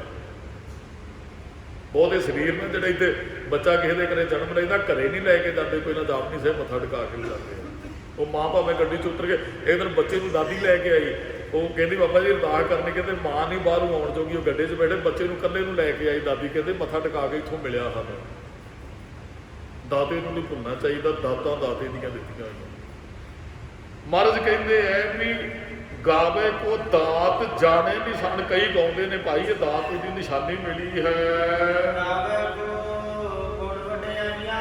ਹਾਂ, ਕਈ ਉਹਦੇ ਗੁਣ ਉਹਦੀ ਵਡਿਆਈਆਂ ਨੂੰ ਗਾਉਂਦੇ। ਚਾਰ ਵਾਰ ਸੁੰਦਰ ਸੁੰਦਰ ਵਡਿਆਈਆਂ ਨੂੰ ਗਾਉਂਦੇ ਹੈ ਵੀ ਕਈ ਵੈਸੇ ਹੀ ਗਾਉਂਦੇ ਵੀ ਉਹਦੇ 'ਚ ਗੁਣ ਬੜੇ ਨੇ, ਉਹਦੀ ਵਡਿਆਈ ਕਰਨੀ ਬਣਦੀ। ਕਈ ਦਾਤਾਂ ਕਰਕੇ ਗਾਉਂਦੇ ਨੇ ਤੇ ਕਈ ਵੈਸੇ ਵੀ ਗਾਉਂਦੇ ਨੇ ਭਾਈ ਸਾਨੂੰ ਉਹਦੀ ਵਡਿਆਈ ਕਰਨੀ ਚਾਹੀਦੀ ਹੈ। ਹਾਂ, ਕਈ ਗਾਉਂਦੇ ਨੇ ਵਿਦਿਆ ਵਿਖਮ ਵਿਦਿਆ, ਕਠਨ ਵਿਖਮ ਨੂੰ ਕਠਨ ਕਹਿੰਦੇ ਵਿਚਾਰ ਕਰਕੇ। ਕਈ ਵਿਦਿਆ ਲੈ ਕੇ ਗਿਆਨ ਹਾਸਲ ਪ੍ਰਾਪਤ ਕਰਦੇ ਆ। ਕਠਨ ਵਿਦਿਆ ਕਈਆਂ ਦੇ ਸ਼ਾਸਤਰਾਂ ਦਾ ਬੜਾ ਅਭਿਆਸ ਕੀਤੇ। ਹੁਣ ਬਾਣੀ ਹੈ, ਕਥਾ ਕਰਨੀ ਹੈ, ਇਹਦੇ ਪਿੱਛੇ ਪਹਿਲਾਂ ਮਿਹਨਤ ਚਾਹੀਦੀ ਹੈ। ਕੀਰਤਨ ਕਰਨਾ ਇਹਦੇ ਪਿੱਛੇ 5-7 ਸਾਲਾਂ ਦਾ ਉਹ 5-7 ਸਾਲਾਂ ਦੀ ਮਿਹਨਤ ਕੰਮ ਕਰਦੀ ਬੰਦੇ ਦੀ। ਅੱਜ ਜੋ ਕੀਰਤਨ ਕਰਦੇ ਆ, ਜੇ ਕਿਸੇ ਨੇ ਕਥਾ ਕਰਨੀ ਸਿੱਖਣੀ, ਪਹਿਲਾਂ ਉਹਨੂੰ ਬਾਣੀ ਦੀ ਸੰਥਿਆ ਲੈਣੀ ਪੈਂਦੀ ਹੈ। ਫਿਰ ਉਹਨੂੰ ਸਹਿਜੇ ਇੱਕ ਓਂਕਾਰ ਤੋਂ ਲੈ ਕੇ ਗੁਰੂ ਗ੍ਰੰਥ ਸਾਹਿਬ ਦੇ ਅਰਥ, ਫਿਰ ਸਹਿਜੇ ਜਾ ਕੇ ਬੋਲਣ ਲੱਗਦਾ ਹੈ। ਸਾਡੇ ਉਸਤਾਦ ਜੀ ਕੋਲ ਜਦੋਂ ਅਸੀਂ ਸਿੱਖਦੇ ਸਾਂ ਤੇ ਉਹ ਕਹਿੰਦੇ ਹੁਣ ਮਿਹਨਤ ਕਰੋਗੇ ਨਾ ਦਿਨ ਰਾਤ ਤੁਹਾਡੇ ਸਾਰੇ ਜੀਵਨ 'ਚ ਕੰਮ ਆਉਣ ਵਾਲੀ ਹੈ। ਤੇ ਸੱਚ ਸੀ ਉਸਤਾਦ ਦੀ ਗੱਲ, ਜਿਹੜੇ ਉਦੋਂ ਸ਼ਬਦ ਕੰਠ ਹੋ ਗਏ ਹੁਣ ਤੇ ਇੱਕ ਸ਼ਬਦ ਕੰਠ ਕਰਨ ਲਈ ਘੱਟ ਤੋਂ ਘੱਟ 150 ਵਾਰੀ ਸ਼ਬਦ ਪੜ੍ਹਨਾ ਪੈਂਦਾ। ਉਸ ਸਮੇਂ 5 ਵਾਰੀ ਸ਼ਬਦ ਪੜ੍ਹਿਆ ਕੰਠ ਹੋ ਜਾਂਦਾ ਹੈ। ਸਮੇਂ ਅਨੁਸਾਰ ਮਿਹਨਤ ਕਰ ਲੈਣੀ ਚਾਹੀਦੀ, ਸਮੇਂ ਨੂੰ ਸਾਂਭ ਲੈਣਾ ਚਾਹੀਦਾ ਜਦੋਂ ਸਮਾਂ ਮਿਲਦਾ ਹੈ। ਤੇ ਕਥਾ ਕਰਨ ਲਈ ਫਿਰ ਵਿਖਮ ਵਿਦਿਆ ਜਿਹੜੀ ਪ੍ਰਾਪਤ ਕਰਨੀ ਪੈਂਦੀ ਹੈ। ਚਲੋ ਕਈ ਤੇ ਪੁਰਾਤਨ ਜਿਹੜੇ ਬੱਚੇ ਸਿੱਖਦੇ ਹਨ ਤੇ ਉਸਤਾਦਾਂ ਦੀ ਬੜੀ ਸੇਵਾ ਕਰਦੇ ਹੁੰਦੇ ਹਨ, ਉਹ ਬੜਾ ਉਹਨਾਂ ਨੂੰ ਬੜੀ ਕਠਿਨਾਈਆਂ ਦਾ ਸਾਹਮਣਾ। ਕਈ ਵਾਰੀ ਅਸੀਂ ਜੋ ਸਿੱਖਦੇ ਸਭ ਮੰਗ ਕੇ ਪ੍ਰਸ਼ਾਦਾ ਲਿਆਉਂਦੇ ਆ, ਡਾਲੀ ਕਰਦੇ ਹੁੰਦੇ ਹਾਂ। ਤੇ ਕਈ ਵਾਰੀ ਨਹੀਂ ਵੀ ਜਾਇਆ ਜਾਣਾ ਮੀਂਹ ਹਨੇਰੀ ਤੇ ਫਿਰ ਥੋੜੀ ਜਿਹੋ ਜਿਹੀ ਦਾਲ ਹੁੰਦੀ ਸੀ ਬਣਾ ਕੇ ਛਕ ਲਈਦੀ ਸੀ। ਤੇ ਵਿਦਿਆ ਕਠਿਨ ਵਿਦਿਆ ਉਹ ਕਈ ਬਹੁਤ ਹੁਣ ਵਿਦਿਆ ਵਾਸਤੇ ਉਹ ਆਸ਼ਰਮਾਂ 'ਚ ਜਾਂਦੇ ਹੈ, ਉਹ ਡੇਰਿਆਂ 'ਚ ਜਾਂਦੇ ਹੈ, ਉਹ ਵਿਦਿਆਲਿਆਂ 'ਚ ਜਾਂਦੇ ਹੈ, ਉਹ ਟਕਸਾਲਾਂ 'ਚ ਜਾਂਦੇ ਹੈ। ਇਹ ਵਿਦਿਆ ਵਿਖਮ ਵਿਚਾਰ ਕਈ ਵਿਦਿਆ ਪ੍ਰਾਪਤ ਕਰਕੇ ਗਿਆਨ ਪ੍ਰਾਪਤ ਕਰਦੇ ਹੈ, ਉਹ ਫਿਰ ਉਹਦੀ ਵਿਚਾਰ ਕਰਦੇ ਆ ਰੱਬ ਦੀ। ਹੈ ਕਠਿਨ ਹੈ ਕੰਮ, ਹੈ ਕਠਿਨ ਹੈ ਵੀ ਵਿਦਿਆ ਪ੍ਰਾਪਤ। ਹੁਣ ਬੱਚਾ ਹੈ ਉਹ 10-15 ਸਾਲ ਵਿਦਿਆ ਪ੍ਰਾਪਤ ਕਰਦਾ ਹੈ, ਉਸ ਸਮੇਂ ਬਹੁਤ ਕਠਿਨ ਕੰਮ ਹੈ, ਗੈਰ ਹਾਜ਼ਰੀ ਨਹੀਂ ਹੋਣੀ ਚਾਹੀਦੀ ਹੈ, ਉਹ ਬੱਚੇ ਨੂੰ ਬੈਠਣਾ ਪੈਂਦਾ ਸਾਰਾ ਕੁਝ, ਪਰ ਉਹ ਮਿਹਨਤ ਫਿਰ ਸਾਰੀ ਜ਼ਿੰਦਗੀ ਉਹਦੇ ਕੰਮ ਆਉਂਦੀ ਹੈ। ਉਹ ਵਿਦਿਆ ਪ੍ਰਾਪਤ ਕਰਦੇ ਕਠਿਨ ਵੀ ਸਮੇਂ ਵਿੱਚ। ਨਿੱਕਾ ਜਿਹਾ ਬੱਚਾ ਵੈਸੇ ਮਾਂ ਬਾਹਰ ਨਹੀਂ, ਉਹ ਬੱਚਾ ਮੇਰਾ 14-15 ਸਾਲਾਂ ਦਾ ਹੋ ਗਿਆ, ਸਕੂਲ ਭੇਜ ਦੇਈਦਾ, ਬਾਹਰ ਆ ਕੇ ਤਾਂ ਨਹੀਂ ਕਦੇ ਬੱਚੇ ਨੂੰ ਜਾਣ ਦੇਣਾ। ਤੇ ਵਿਦਿਆ ਵਾਸਤੇ ਉਹ ਬੱਚੇ ਨੂੰ ਜਾਣਾ ਵੀ ਉਹ ਕਠਿਨ ਵਿਦਿਆ ਹੀ ਹੋਈ ਨਾ, ਵੀ ਉੱਧਰ ਫਿਰ ਜਾਣਾ ਪੈਂਦਾ, ਮਾਂ ਪਿਓ ਨੂੰ ਵੀ ਭੇਜਣਾ ਹੀ ਪੈਂਦਾ ਹੈ। ਪ੍ਰੋਗਰਾਮ ਵੀ ਆਪਣੇ ਕਈ ਵਾਰੀ ਸਕੂਲ ਪੇਪਰਾਂ ਕਰਕੇ ਰੱਦ ਕਰਨੇ ਪੈਂਦੇ ਆ। ਪਤਾ ਹੈ ਵੀ ਇਹ ਹੁਣ ਕਠਿਨ ਵਿਦਿਆ ਪ੍ਰਾਪਤ ਕਰੇਗਾ ਫਿਰ ਇਹਨੂੰ ਸੁੱਖ ਮਿਲੇਗਾ। ਕਈ ਭਾਈ ਉਹਨੂੰ ਗਾਉਂਦੇ ਨੇ ਸਖਤ ਵਿਦਿਆ ਕਰ ਜਿਹੜੀ ਪ੍ਰਾਪਤ ਕਰਕੇ ਫਿਰ ਉਹਦੀ ਵਿਚਾਰ ਕਰਦੇ ਰੱਬ ਦੇ। ਕਈ ਇਸ ਕਰਕੇ ਗਾਉਂਦੇ ਨੇ ਉਹ ਸਾਜਦਾ ਤੇ ਤਨ ਖੇ ਵੀ ਕਰ ਦਿੰਦਾ। ਉਹਨੇ ਸਾਨੂੰ ਸਾਜਿਆ ਵੀ ਹੈ ਤੇ ਸਾਡਾ ਸੰਘਾਤ ਵੀ ਉਹਨੇ ਕਰਨਾ ਹੈ। ਰੱਬ ਨੇ ਬਣਾਇਆ ਵੀ ਹੈ, ਢਾਏਗਾ ਵੀ ਉਹ। ਗਾਵੇ ਕੋ ਸਾਜ, ਕਈ ਇਸ ਕਰਕੇ ਗਾਉਂਦੇ ਆ ਸਾਨੂੰ ਪੈਦਾ ਕਰਨ ਵਾਲਾ ਰੱਬ ਹੈ। ਕਦੇ ਤਨ ਖੇਹੇ, ਖੇ ਸੁਆਹ ਨੂੰ ਕਹਿੰਦੇ ਆ। ਬਾਬਾ ਫਰੀਦ ਜੀ ਕਹਿੰਦੇ ਬੋਲੇ ਸ਼ੇਖ ਫਰੀਦ ਪਿਆਰੇ ਅੱਲਾ ਲੱਗੇ, ਇਹੋ ਤਨ ਹੋਸੀ ਖਾਕ ਨਿਮਾਣੀ ਗੋਲ ਕਰੇ। ਜਾਂ ਤੇ ਕਬਰ 'ਚ ਪੈ ਜਾਏਗੀ ਜਾਂ ਖਾਕ ਹੋ ਜਾਏਗੀ ਦੇਹੀ। ਕਈ ਇਸ ਕਰਕੇ ਗਾਉਂਦੇ ਭਾਈ ਉਹਨੇ ਸਾਜਿਆ, ਉਹਦੇ ਵਿੱਚ ਇੱਕ ਦਿਨ ਸਮਾਧ ਆਣਾ ਹੈ। ਹਾਂ ਕਈ ਗਾਉਂਦੇ ਜੀ ਲੈ, ਉਹ ਜੀ ਦਿੰਦਾ ਫਿਰ ਦੇ, ਅਗਲਾ ਜੀਵਨ ਫਿਰ ਦੇ ਦਿੰਦਾ। ਗਾਵੇ ਕੋ ਜੀ ਲੈ ਫਿਰ ਦੇ, ਜੀ ਲੈ ਲੈਂਦਾ ਫਿਰ ਜੀ ਦੇ ਦਿੰਦਾ, ਸਰੀਰ ਲੈ ਲੈਂਦਾ ਫਿਰ ਸਰੀਰ ਦੇ ਦਿੰਦਾ। ਸਾਡੀ ਆਤਮਾ ਹੁਣ ਇੱਕ ਵਾਰੀ ਉਹਨੇ ਇਸ ਸਰੀਰ ਚੋਂ ਕੱਢ ਦੇਣੀ ਹੈ। ਜਦੋਂ ਸਾਡੀ ਮੌਤ ਆਏਗੀ ਨਾ ਆਤਮਾ ਨਿਕਲ ਜਾਣੀ ਹੈ।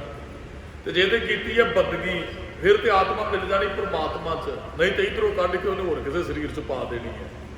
ਸਾਜਦਾ ਢਾਉਂਦਾ ਆਤਮਾ ਵਿੱਚ ਪਾਉਂਦਾ ਤੇ ਆਪਣੇ ਵਿੱਚ ਵੀ ਮਿਲਾ ਲੈਂਦੇ, ਔਰ ਉਹ ਦੁਬਾਰਾ ਜਬੜ ਮਰਨ ਦੇ ਗੇਟ 'ਚ ਵੀ ਪਾ ਦਿੰਦਾ। ਇਹ ਉਹਦੇ ਹੁਕਮ 'ਚ ਵਰਤਦਾ ਸਭ ਕੁਝ।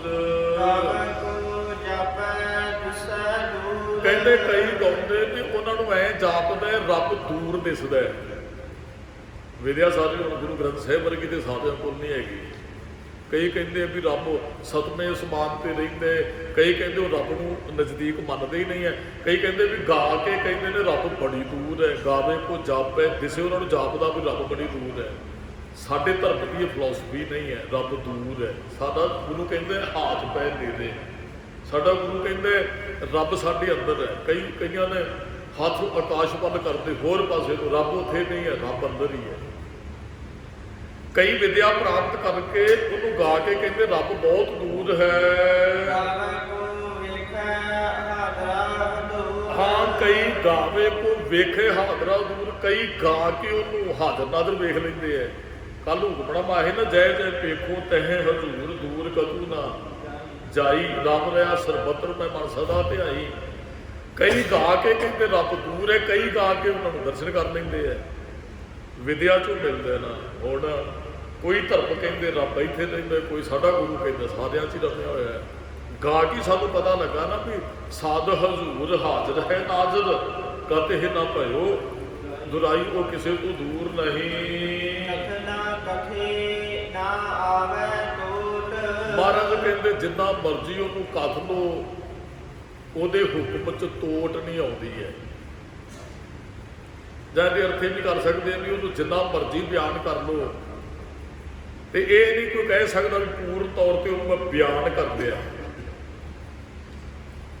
ਕਥਨ ਨਾਲ ਅਸੀਂ ਪੂਰਨ ਆਪ ਨੂੰ ਬਿਆਨ ਨਹੀਂ ਕਰ ਸਕਦੇ। ਕਥਨਾ ਕਥੀ ਨਾ ਆਵੇ ਤੋਟ, ਜਿੰਨਾ ਮਰਜ਼ੀ ਕਥੀ ਜਾਓ ਉਹਦੀ ਤੋੜ ਨੇ ਵੀ ਭਾਈ ਰੱਬ ਨੂੰ ਸੰਪੂਰਨ ਮੈਂ ਬਿਆਨ ਕਰ ਲਿਆ, ਹੁਣ ਤੇ ਕੋਈ ਗ੍ਰੰਥ ਰਹਿ ਹੀ ਨਹੀਂਗਾ ਜਿਹੜਾ ਪੜ੍ਹਨ ਵਾਲਾ ਨਾ ਹੋਵੇ। ਐਸਾ ਕਦੇ ਵੀ ਨਹੀਂ ਹੋਣਾ ਹੈ। ਕਥ ਕਥ ਕਥੇ ਕੋਟੇ ਕੋਟ ਕੋਟ। ਮਹਾਰਾਜ ਕਹਿੰਦੇ ਉਹਨੂੰ ਬਹੁਤ ਕਥ ਰਹੇ ਨੇ, ਕੋਟੀ ਕੋਟ ਕੋਟ ਕਰੋੜਾਂ ਹੀ। ਕਦੀ ਗੁਰੂ ਗ੍ਰੰਥ ਸਾਹਿਬ ਦੀ ਕਥਾ ਤੇ ਨਹੀਂ ਸੰਸਾਰ 'ਚ ਹੋ ਰਹੀ। ਪਤਾ ਨਹੀਂ ਕਿੰਨੇ ਕੁ ਗ੍ਰੰਥ ਜਿਹੜੇ ਸਵੇਰੇ ਖੁੱਲ੍ਹਦੇ ਨੇ, ਕਿੰਨੇ ਕੁ ਗਾਉਣ ਵਾਲੇ ਨੇ, ਕਿੰਨੇ ਕੁ ਕਥਾ ਕਰਨ ਵਾਲੇ, ਕਿੰਨੇ ਕੁ ਗ੍ਰੰਥ ਨੇ, ਕਰੋੜਾਂ ਹੀ। ਰੱਬ ਦਾ ਅੰਤ ਨਹੀਂ ਪਾਇਆ ਜਾ ਸਕਦਾ। ਅਸੀਂ ਬੋਲ ਕੇ ਉਹਨੂੰ ਬਿਆਨ ਨਹੀਂ ਕਰ ਸਕਦੇ। ਅੰਤ ਨਾ ਪਾਵਤ ਦੇਵ ਸਭੈ ਮੁਨ, ਇੰਦਰ ਮਹਾ ਸਿਵ ਜੋਗ ਕਰੀ। ਤੇਰੇ ਕਵਣ ਕਵਣ ਗੁਣ ਕਹਿ ਕਹਿ ਗਾਵਾਂ, ਤੂੰ ਸਾਹਿਬ ਗੁਣੀ ਨਿਧਾਨਾ। ਕਰੋੜਾਂ ਹੀ ਲੋਕ ਉਹਨੂੰ ਗਾ ਰਹੇ ਨੇ, ਕਰੋੜਾਂ ਹੀ ਉਹਦਾ ਕਥਨ ਕਰ ਰਹੇ ਨੇ, ਪਰ ਉਹਦਾ ਪੂਰਨ ਤੌਰ ਤੇ ਉਹਨੂੰ ਬਿਆਨ ਨਹੀਂ ਕੀਤਾ ਜਾ ਸਕਦਾ ਜੀ। ਉਹ ਸਾਰਿਆਂ ਨੂੰ ਦਾਤਾਂ ਦੇ ਰਿਹਾ ਹੈ। ਅੱਜ ਤੋਂ ਨਹੀਂ, ਸ਼ੁਰੂ ਤੋਂ ਹੀ ਲੈਣ ਵਾਲੇ ਥੱਕ ਜਾਂਦੇ ਹੈ, ਉਹ ਦੇਣ ਵਾਲਾ ਨਾ ਅੱਕਦਾ ਤੇ ਨਾ ਥੱਕਦਾ। ਗੁਆਂਢੀਆਂ ਤੋਂ ਚੀਜ਼ ਮੰਗਣ ਜਾਓ, ਅੱਜ ਕਿਸੇ ਹੋਰ ਚੀਜ਼ ਦੀ ਲੋੜ, ਕੱਲ੍ਹ ਨੂੰ ਹੋਰ, ਤੇ ਤੁਹਾਨੂੰ ਮਹਿਸੂਸ ਹੋਏਗਾ ਵੀ ਉਹ ਇਸ ਗੱਲ ਦਾ ਗੁੱਸਾ ਬਣਾ ਰਹੇ ਨੇ ਵੀ ਤੇ ਰੋਜ਼ ਹੀ ਆਣ ਕੇ ਖੜ ਜਾਂਦਾ। ਕਦੀ ਇਹਨੂੰ ਕੁਝ ਚੀਜ਼ ਚਾਹੀਦੀ, ਕਦੀ ਕੁਝ। ਗੁਰੂ ਕੋਲ ਆਪ ਰੋਜ਼ ਆਉਂਦੇ, ਰੋਜ਼ ਮੰਗੀ ਜਾਓ। ਤੁਹਾਨੂੰ ਕਦੀ ਇਹ ਫੀਲ ਹੋਇਆ ਵੀ ਮਹਾਰਾਜ ਤੇ ਨਾਰਾਜ਼ ਲੱਗਦੇ ਨੇ ਵੀ ਕੱਲ੍ਹ ਆਹ ਲੈ ਗਿਆ, ਸਾਨੂੰ ਫਿਰ ਮੰਗਣ ਆ ਗਿਆ। ਅਸੀਂ ਹੋ ਸਕਦਾ ਸਾਡੀ ਜ਼ੁਬਾਨ ਥੱਕਦੇ ਅਰਦਾਸਾਂ ਕਰਦਿਆਂ ਦੇਣ ਲੱਗਾ ਨਹੀਂ ਜੋ ਥੱਕਦਾ, ਤੇ ਨਾ ਹੀ ਉਹਨੇ ਨਾ ਕਰਨੀ ਹੈ। ਦੇਂਦਾ ਦੇ ਲੈਂਦੇ ਥੱਕ ਪਾਏ। ਕਹਿੰਦੇ ਲੈਣ ਵਾਲੇ ਥੱਕ ਜਾਂਦੇ ਹੈ, ਦੇਣ ਵਾਲਾ ਬਿਲਕੁਲ ਨਹੀਂ ਥੱਕਦਾ। ਉਹ ਦੇਣ ਵਾਲਾ ਦਿੰਦਾ ਹੀ ਹੈ। ਉਹ ਮੂਸਾ ਪੈਗੰਬਰ ਕਹਿੰਦਾ ਰੱਬ ਦੀ ਡਿਊਟੀ ਮੇਰੀ ਲਾਓ ਵੀ ਲੋਕਾਂ ਨੂੰ ਦਾਤਾ ਮੈਂ ਦਿਆਂਗਾ, ਵੀ ਰੋਜ਼ੀ ਮੈਂ ਦਿੰਦਾ, ਵੀ ਇਹਨਾਂ ਦੀ ਇਹ ਸੇਵਾ ਮੈਨੂੰ ਦਿਓ। ਰੱਬ ਕਹਿੰਦੇ ਸੇਵਾ ਨਿਭਣੀ ਨਹੀਂ ਹੈ। ਕਹਿੰਦਾ ਜੀ ਨੇ ਇੱਕ ਰਾਤ ਦੀ ਸੇਵਾ ਦੇ ਕੇ ਵੇਖੋ। ਉਹ ਰੱਬ ਕਹਿੰਦਾ ਚੱਲ ਠੀਕ ਹੈ ਵੀ ਜੇ ਹੱਥ ਵਟਾਉਣਾ ਚਾਹਣਾ ਮੇਰੇ ਨਾਲ ਤੇ ਇੱਕ ਰਾਤ ਦੀ ਤੁਹਾਨੂੰ ਸੇਵਾ ਦੇ ਦਿੰਦੇ। ਉਹਨੇ 2 ਜਣਿਆਂ ਨੂੰ ਰੋਜ਼ੀ ਨਹੀਂ ਦਿੱਤੀ ਰਾਤ, ਇੱਕ ਮਨੁੱਖ ਨੂੰ ਤੇ ਇੱਕ ਸੂਰ ਨੂੰ। ਇਹ ਸਾਖੀ ਲੱਭਣੀ ਹੈ, ਸਿਰਫ ਮੈਂ ਜਿਹੜੀ ਨਾਲ ਮੇਲ ਖਾਂਦੀ ਉਨੀ ਕੁ ਬੇਨਤੀ ਕਰ ਰਿਹਾ। ਕਹਿੰਦਾ ਜੀ ਕਿਉਂ? ਰੱਬ ਦੇ ਸਾਹਮਣੇ ਸਵੇਰੇ ਪ੍ਰਗਟ ਹੋ ਗਿਆ। ਕਹਿੰਦਾ ਜੀ ਕਿਉਂ? ਰੱਬ ਨੇ ਪੁੱਛਿਆ ਨਾ, ਮੂਸੇ ਸਾਰਿਆਂ ਨੂੰ ਰੋਜ਼ੀ ਦਿੱਤੀ ਰਾਤ? ਕਹਿੰਦਾ ਜੀ 2 ਜਣਿਆਂ ਨੂੰ ਨਹੀਂ। ਕਹਿੰਦਾ ਇੱਕ ਸੂਰ ਤੇ ਇੱਕ ਮਨੁੱਖ। ਕਹਿੰਦਾ ਜੀ ਕਿਉਂ? ਮਨੁੱਖ ਸਾਰਿਆਂ ਨੂੰ ਨਹੀਂ, ਸਾਰੇ ਮਨੁੱਖਾਂ ਦੀ ਗੱਲ ਨਹੀਂ, ਇੱਕ ਮਨੁੱਖ ਨੂੰ। ਕਹਿੰਦਾ ਜੀ ਸੂਰ, ਕਹਿੰਦਾ ਜੀ ਕਰਮ ਵੀ ਬਹੁਤ ਗੰਦੇ ਭੈੜੇ ਕਰ ਰਹੇ ਹਨ, ਵੇਖ ਕੇ ਉਹਨਾਂ ਨੂੰ ਰੋਜ਼ੀ ਦੇਣ ਨੂੰ ਦਿਲ ਨਹੀਂ ਕੀਤਾ। ਤੇ ਰੱਬ ਨੇ ਇੱਕ ਗੱਲ ਕਹੀ, ਮੈਂ ਤੈਨੂੰ ਉਹਨਾਂ ਦੇ ਕਰਮ ਵੇਖਣ ਵਾਸਤੇ ਤੇ ਕਿਹਾ ਹੀ ਨਹੀਂ ਸੀ, ਮੈਂ ਸਿਰਫ ਰੋਜ਼ੀ ਦੇਣ ਵਾਸਤੇ ਤੈਨੂੰ ਸੇਵਾ ਦਿੱਤੀ। ਰੱਬ ਦੇਣ ਲੱਗਾ, ਸਾਡੇ ਕਰਮ ਨਹੀਂ ਜੇ ਵੇਖਦਾ। ਬਹੁਤੇ ਲੋਕਾਂ ਦੀ ਨਾਰਾਜ਼ਗੀ ਰਹਿੰਦੀ ਹੈ। ਮੈਂ ਰੋਜ਼ ਗੁਰਦੁਆਰੇ ਜਾਂਦਾ, ਮੇਰੇ ਕੋਲ ਸਾਈਕਲ ਨਹੀਂ ਲਿਆ ਜਾਂਦਾ, ਆ ਗਵਾਂਢੀ ਤੇ ਜਾਂਦੇ ਨੇ, ਕਿੱਡੀਆਂ ਕਿੱਡੀਆਂ ਗੱਡੀਆਂ ਤੇ ਤੁਰੇ ਫਿਰਦੇ ਆ। ਰੱਬ ਦੇਣ ਲੱਗਾ, ਕਰਮ ਨਹੀਂ ਜੇ ਵੇਖਦਾ ਮੇਰੇ ਕੋਲ ਆਉਂਦਾ ਹੈ ਕਿ ਨਹੀਂ ਆਉਂਦਾ। ਜੇ ਨਹੀਂ ਤੁਹਾਡੇ ਕੋਲ ਹੈਗਾ ਮੰਗ ਲਿਓ, ਦਿੰਦਾ। ਉਹਨਾਂ ਦੇ ਕੋਈ ਪਿਛਲੇ ਕਰਮ ਸਭ ਉਹਨਾਂ ਨੂੰ ਬੇੜਾ ਮੰਗਿਆ ਤੇ ਹੁਣ ਮਿਲ ਰਿਹਾ। ਤੇ ਕਈ ਵਾਰੀ ਕਰਮ ਨਾ ਹੋਣ ਨਾ, ਫਿਰ ਮੰਗਣਾ ਆਪ ਨਾ ਦੇਵੋ ਤਾਂ ਦੇਵੋ, ਮੰਗੇ ਕੁਝ ਚੀਜ਼ਾਂ ਫਿਰ ਉਹਨੂੰ ਮੰਗ ਕੇ ਲੈਣੀਆਂ ਪੈਂਦੀਆਂ। ਹੁਣ ਬੱਚੇ ਬਹੁਤ ਕੋਈ ਤੇ ਅਸੀਂ ਬੱਚੇ ਨੂੰ ਵੈਸੇ ਦਿੱਤਾ ਹੈ, ਤੇ ਕਈ ਵਾਰੀ ਸਕੂਲ 'ਚ ਕਿਸੇ ਚੀਜ਼ ਦੀ ਜ਼ਰੂਰਤ ਹੈ, ਸਕੂਲ ਕਾਲਜ 'ਚ ਫਿਰ ਉਹ ਮੰਗਦੇ, ਕਹਿੰਦੇ ਵੀ ਇੰਨੀ ਫੀਸ ਚਾਹੀਦੀ ਹੈ ਜੀ, ਸਵੇਰੇ ਉਹਨਾਂ ਨੇ ਆਹ ਕੁਝ ਮੰਗਿਆ, ਉੱਥੇ ਚਾਹੀਦਾ, ਤੁਹਾਨੂੰ ਵੀ ਆਉਣਾ ਪਏਗਾ। ਮਾਂ ਤੋਂ ਸਕੂਲ ਵੀ ਜਾਂਦਾ ਹੈ, ਭਾਵ ਕਿ ਉਹ ਬਾਪ ਨੇ ਮੰਗ ਲਿਆ ਜਿਸ ਚੀਜ਼ ਦੀ ਜ਼ਰੂਰਤ ਹੈ। ਆਪ ਨਾ ਦੇਵੋ ਤੇ ਲੇਵੋ ਮੰਗੇ, ਆਪ ਨਹੀਂ ਦਿੰਦਾ ਤੇ ਸਾਨੂੰ ਮੰਗ ਕੇ ਲੈ ਲੈਣਾ ਚਾਹੀਦਾ। ਉਹ ਦਾਤਾ ਦੇਣ ਲੱਗਾ, ਕਿਸੇ ਦਾ ਕਰਮ ਨਹੀਂ ਵੇਖਦਾ। ਲੈਣ ਵਾਲੇ ਥੱਕ ਕੇ ਉਹ ਸ਼ੁਰੂ ਤੋਂ ਵਰਤਾ ਰਿਹਾ। ਮਹਾਰਾਜ ਅਗਲੇ ਬਚਨਾਂ 'ਚ ਇਹੀ ਗੱਲ ਕਹਿੰਦੇ ਹਨ, ਜੁਗਾ ਜੁਗੰਤਰਾਂ ਤੋਂ ਜੀਵ ਰੱਬ ਦਾ ਦਿੱਤਾ ਖਾ ਰਹੇ ਨੇ, ਖਾ ਰਹੇ ਨੇ, ਖਾਧੇ। ਜੁਗਾ ਜੁਗੰਤਰਾਂ ਤੋਂ ਰੱਬ ਦਾਤਾ ਵਰਤਾ ਰਿਹਾ ਹੈ। ਉਹਦੇ ਹੁਕਮ ਰਾਹੀਂ ਹੀ ਅਗਲੇ ਰਾਹ ਤੇ ਅਸੀਂ ਚੱਲ ਰਹੇ। ਰੱਬ ਨੇ ਜਿੱਧਰ ਨੂੰ ਤੋਰਿਆ ਨਾ ਉਸ ਪਾਸੇ ਨੂੰ ਅਸੀਂ ਤੁਰ ਰਹੇ, ਕੋਈ ਚੰਗੇ ਪਾਸੇ ਨੂੰ, ਕੋਈ ਮੰਦੇ ਪਾਸੇ ਨੂੰ। ਰਸਤੇ ਤੇ ਸਾਰੇ ਹੀ ਅਸੀਂ, ਕੋਈ ਗੁਰਦੁਆਰੇ ਵਾਲੇ ਰਸਤੇ ਤੇ ਹੈ, ਕੋਈ ਹੋਰ ਕਿਸੇ ਰਸਤੇ ਵੀ ਚੱਲਿਆ ਹੋਏਗਾ, ਹੈ ਰਸਤੇ 'ਚ ਹੀ ਹੈ ਸਾਰੇ। ਤੇ ਰਾਹ ਤੇ ਤੋਰਨ ਵਾਲਾ ਵਾਹਿਗੁਰੂ ਕਿਸੇ ਨੂੰ ਕਿਸੇ ਪਾਸੇ, ਕਿਸੇ ਨੂੰ ਕਿਸੇ ਪਾਸੇ। ਨਾਨਕ ਵਿਗਸੈ ਬੇਪਰਵਾਹ। ਹਾਂ ਮਹਾਰਾਜ ਨਾਲ ਉਹ ਜਿਹੜਾ ਬੇਪਰਵਾਹ ਤੇ ਵਿਕਸੇ ਦਰ ਤੇ ਖੇੜੇ 'ਚ ਆਨੰਦ 'ਚ ਹੈ, ਕਹਿੰਦੇ ਉਹ ਸਾਨੂੰ ਵੇਖ ਕੇ ਖੁਸ਼ ਹੋ ਰਿਹਾ ਹੈ। ਚੱਲ ਉਹਦੇ ਹੁਕਮ 'ਚ ਹੀ ਰਹੇ ਹੈ, ਹੁਕਮ ਹੀ ਉੱਤਮ ਨੀਚ ਆਪਾਂ ਬਚਨ ਪੜ੍ਹੇ, ਪਰ ਸਾਨੂੰ ਵੇਖ ਕੇ ਖੁਸ਼ ਹੋ ਰਿਹਾ। ਵੇਖੋ ਆਹ ਬੰਦਾ ਕੀ ਕਰ ਰਿਹਾ। ਆਪ ਜੀ ਕਿਤੇ ਥੀਏਟਰ 'ਚ ਜਾ ਕੇ ਫਿਲਮ ਵੇਖਦੇ ਹੋ, ਉਹ ਇੱਕ ਵਿਲਨ ਤੇ ਹੀਰੋ ਦਾ ਤੁਸੀਂ ਵੇਖ ਕੇ ਐਵੇਂ ਹੱਸੀ ਜਾਂਦੇ ਹੋ, ਬਸ ਰੱਬ ਵੀ ਇਸ ਤਰ੍ਹਾਂ ਬਗਾਹ 'ਚ ਹੁੰਦੇ ਹੋ ਨਾ, ਜੋ ਤੁਸੀਂ ਥੀਏਟਰ 'ਚ ਜਾ ਕੇ ਬੈਠਦੇ ਹੋ, ਜਾਂ ਕਿਸੇ ਨੇ ਮੋਬਾਈਲ ਤੇ ਕੁਝ ਵੇਖਿਆ ਹੱਸੀ ਜਾਂਦਾ ਇਕੱਲਾ ਹੀ ਬੈਠਾ, ਬਸ ਰੱਬ ਵੀ ਐਂ ਕਰਦਾ। ਉਹ ਪਾਤਰ ਉਹਨੇ ਬਣਾਏ ਹੋਏ ਨੇ, ਉਹਨਾਂ ਦੇ ਰੋਲ ਨੂੰ ਵੇਖ ਕੇ ਫਿਰ ਉਹ ਹੱਸਦਾ ਹੈ, ਉਹ ਉਹਦੇ ਹੁਕਮ 'ਚ ਹੀ ਰਿਹਾ। ਇਹ ਸਾਰਾ ਸੰਸਾਰ ਉਹਨੇ ਹੀ ਸਾਜਿਆ। ਮਹਾਰਾਜ ਕਹਿੰਦੇ ਉਹਦੇ ਹੁਕਮ ਤੋਂ ਬਗੈਰ ਕੁਝ ਵੀ ਨਹੀਂ, ਉਹ ਬੇਪਰਵਾਹ ਆ ਔਰ ਵੇਖ ਕੇ ਪ੍ਰਸੰਨ ਹੁੰਦੇ। ਇੰਨੀਆਂ ਕੁ ਬੇਨਤੀਆਂ ਪ੍ਰਵਾਨ ਕਰਨੀਆਂ ਜੀ, ਭੁੱਲਾਂ ਚੁੱਕਾਂ ਦੀ ਖਿਮਾ। ਸਮੂਹ ਸੰਗਤ ਦਾ ਧੰਨਵਾਦ, ਜੀ ਆਇਆਂ ਨੂੰ। ਵਾਹਿਗੁਰੂ ਜੀ ਕਾ ਖਾਲਸਾ, ਵਾਹਿਗੁਰੂ ਜੀ ਕੀ ਫਤਿਹ। ਰਾਮ ਕਰੀ ਮਹੱਲਾ ਤੀਜਾ। ਆਨੰਦ ਏਕ ਓੰਕਾਰ ਸਤਿਗੁਰ ਪ੍ਰਸਾਦ। ਆਨੰਦ ਭਇਆ ਮੇਰੀ ਮਾਏ, ਸਤਿਗੁਰੂ ਮੈਂ ਪਾਇਆ, ਸਤਿਗੁਰ ਦਾ ਪਾਇਆ।